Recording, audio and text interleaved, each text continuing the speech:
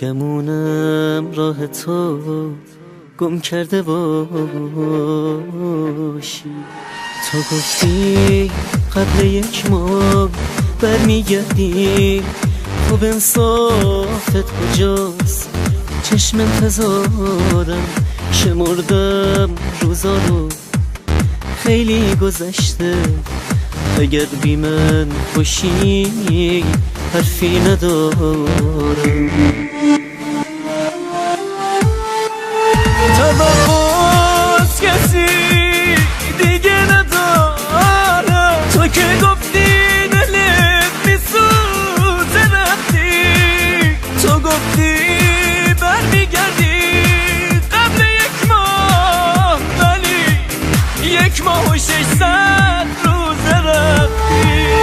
نمیدونی منو بیاشیون کرد، حالا رسیر بارون خیزم نیا سراغ من. بده ببینی که شبها روی کارتونم میخوابم، که شبها روی کارتونم میخوابم.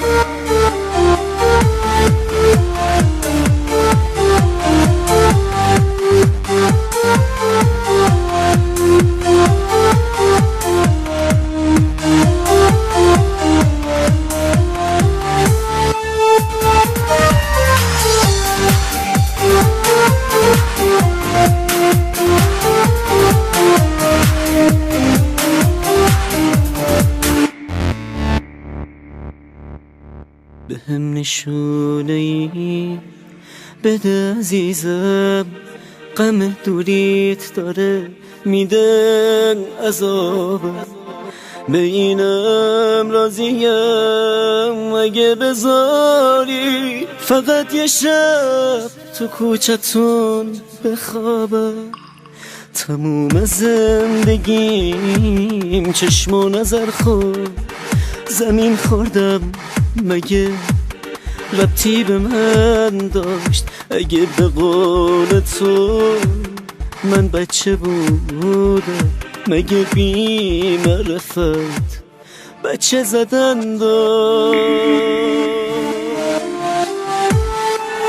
منی که بال و پر بودم برا تو، حالا یه بی پناه کوچه گردم.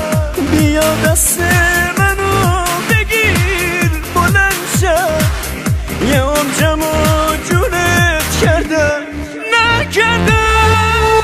ای کاش بارون بیاد دل با پسند شی، آخه واسه تو هیچ فرقی نداری، ولی جا خواب من خیس میشه وقتی بارون توی خیابونا میباره.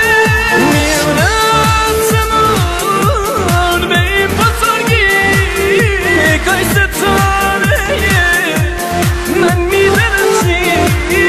اگه با این سر و بر فکرت هستم، واسه افتاره میدونم ببخشی. بیا برگرد، شاید مثل قدیما بشه توی دلت 1 ذره جاشم.